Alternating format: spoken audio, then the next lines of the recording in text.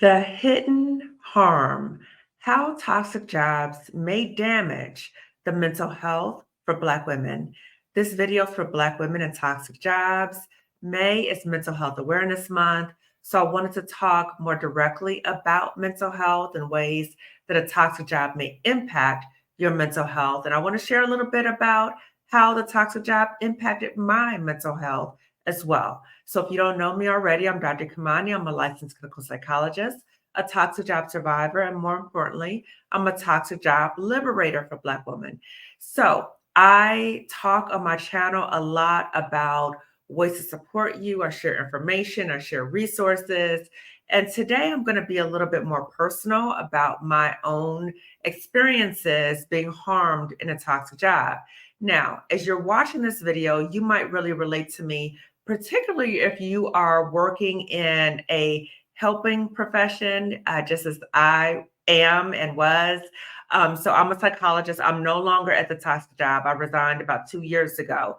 But the irony that you may be experiencing also, particularly if you are in a helping profession, that you may be harmed by your job, right? So I was harmed working in a mental health unit within a school district, but I'm still tasked to help and support the mental health of other people. So you might be in a similar situation if you're a teacher, a doctor, a nurse, just so many helping professions. So many of us have been dealing with being harmed in a situation, but still needing to help other people. So the irony doesn't escape me. So I want to talk a little bit about my own experiences so that you hopefully are aware of how the toxic job might be impacting you, maybe damaging your mental health, and ways that you can get support. So it's important for you to be aware of the signs so that you are able to pause and say, wait a minute, this is not okay. I am not okay. I need to get support. And I wanted to be very open about this because we have seen situations of what has happened when mental health issues come up and people are not feeling supported, and it can lead to very bad consequences. So my hope is that by sharing my own experiences, that it will encourage you, to possibly be aware of issues that you might be struggling with in relation to your job and ways you can seek support. So when I was working at the toxic job, again, it didn't start off bad. I'm going to fast forward to when it was bad, when I started experiencing these mental health symptoms, which were caused by the job. So when you think about what, you're working every day, you're doing your best, but then when you're experiencing harm, we need to pause and say, wait a minute, what's going on here? So for me, I started experiencing a lot of sadness, profound sadness. The alarm would go off and I would dread waking up. And that's just a terrible, terrible feeling. It's a horrible feeling, that you just don't want to get out of the bed. So extreme feelings of sadness, also that feeling of that, I had fought so much to try to fight those people. They were going to run me out of here because I'm a strong Black woman. At a certain point, I started feeling very helpless because in the beginning, I was fired up and I was ready to fight. And I was doing all these different things and strategizing and following up with this person, meeting with that person, all this stuff. But when I saw that the game was rigged against me, I was really not going anywhere. There was no forward movement for me. I felt helpless and I felt stuck. And then that made me feel a sense of hopelessness, not only about the situation, but it started making me question my profession. It started making me question, did I want to be a psychologist? And so that might be happening to you as well. That sense of helplessness and hopelessness might get even larger to the extent where you're even questioning your own profession. So that happened to me, and that was very overwhelming, that profound sense of sadness. And because of that sadness, which was overwhelming, I had a lot of difficulties finding joy in things that I used to enjoy doing. That might happen to you. So things that you used to be excited about, things you used to look forward to, it just wasn't there because I was just overwhelmed with a sense of sadness. Along with that, I had a lot of sleeping problems. So I've talked about this in other videos, and I even interviewed Dr. Robin Scott, who's one of our speakers for the Job Liberation Virtual Summit for Black Women. And I was talking about when I was at the toxic job and when it was really bad, my sleep was so messed up because I started replaying my day, and I would replay my work day and think about, okay, so what am I going to do now? And now I can strategize to this, and now I can talk to this person, and that didn't make any sense. And, trying to replay all this stuff, right? So now I'm mentally drained as I'm trying to go to sleep. And then once I would finally fall asleep, I would wake up sometimes in the middle of the night, like replaying situations that happened, particularly with the workplace bully, and kind of beating myself up about things. So my sleep was messed up, right? So if you don't get enough sleep, then you're tired the next day. So I was constantly fatigued. I just felt just exhausted, just mentally, physically exhausted every day. And it was this sense of just anxiety, like what was going to happen next. And that's part of what happens when you work in a toxic work environment is many times the toxic work environment makes you feel the sense of fear that number one, you can't leave, or if you leave, that something really bad is going to happen to you. And it's just that sense of uncertainty. So you're always like this sense of just uncertainty, and you're tense and you're stressed out. So that was me a lot. And I think because of everything that was going on with me, all these symptoms and everything, we try to find ways to help ourselves feel better. So I started engaging in a lot of emotional eating and stress eating to make myself feel better, right? Like, oh, I had a rough week or had a rough day. Let me make this for myself to make myself feel better, or let me eat this, because I need something to help myself feel better, which led to a lot of weight gain. And then when you gain a lot of weight, then that fuels more depression, right? More sadness about how did I get like this? What's going on? Look at how, like all that kind of stuff. So I started experiencing all these different symptoms, right? So the sadness, just that sense of dread, particularly on Sundays. So Sunday towards the daytime, like I would be okay. By the time 5 o'clock on Sunday will come around, oh my God, it was really, really, really bad. I would just fall into like this slump. It was like this dark cloud just came over me because I knew I had to go right back into the same ridiculous, disrespectful, demeaning environment again. And so that was my routine. And it just felt like I'm in a rut and I don't know how to get out. So thankfully, so I want to talk to you about what to do if you start feeling this way. So all the symptoms I just told you about, what to do.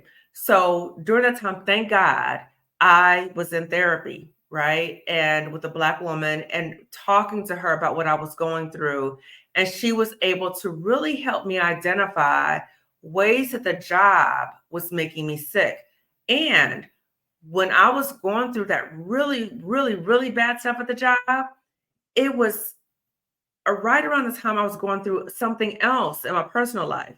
So then the job became a reminder of trauma. And it was too much. It was too much. So if this is happening to you, my hope is that you are recognizing the signs that I've just told you about. Those are some of the signs that I experienced. You may relate to some or maybe not, but just pause and just be honest with yourself and check in with yourself about how you're feeling. If you're experiencing any of these signs, I would strongly suggest or encourage you to please seek therapy so that you're able to get the support you need to be able to talk out what's going on with you, and to be able to identify what is the source, what is causing you to feel sick, what is damaging your mental health. And if it's your job, then really come to terms with that. And part of your therapy might be grieving the loss of what happened with your job. So grieving the fact that your job that you worked so hard to get and you may be so committed to the work or whatever, that this is actually making you sick. So you might need to go through a grieving process in therapy about what you're going through.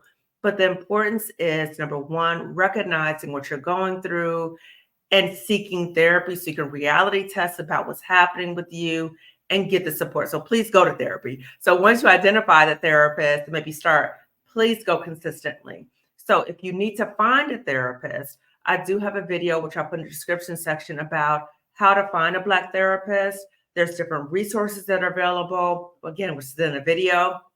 But also, if you have insurance, if you have insurance through your job, you can go through EAP. That's an option. You can also go through your mental health coverage through your job, and you can ask them if they are able to categorize the referrals by, if you want to work with a Black woman therapist, if they're able to provide you with those referrals.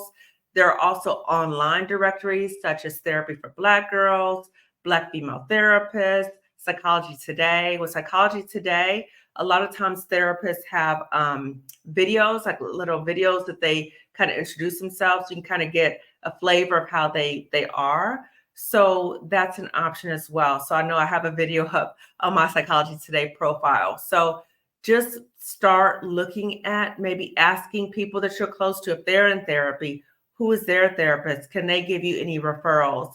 But please get the help that you need, and don't think that you can just do it on your own. Now, some of us might think, well, I can pray it away, or maybe we've been told that it's while we were growing up.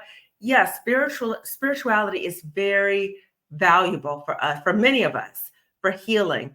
But sometimes you need therapy and spirituality. So don't think that it's one or the other, but please get the support that you need. And I have to say this as well. If you are starting to experience symptoms where you are having thoughts of hurting yourself and or hurting other people, please take that seriously. That's not something you can just say, oh, it's not a big deal. No, that is very, very serious. So if you start experiencing thoughts of hurting yourself, then please contact the National Suicide Prevention Lifeline number, which is 988. You can call or text 988. And it's available 24 hours a day, 7 days a week. Okay. So please make sure that you are paying attention to how you are feeling. Evaluate what is going on in your life that is contributing to why you are feeling that way. And please get the help that you need. Okay. So I'll talk to you about different resources. Please access those resources for you. And it's not a sign of weakness to acknowledge that something is harming you. It's a sign of tremendous strength, because you are honoring yourself and you are aware of what you are needing, and you are saying to yourself, no more, no more. I may have gone through this, but I'm taking my power back and I'm getting the support that I need. And I'm looking at other ways that I can have a different life for myself.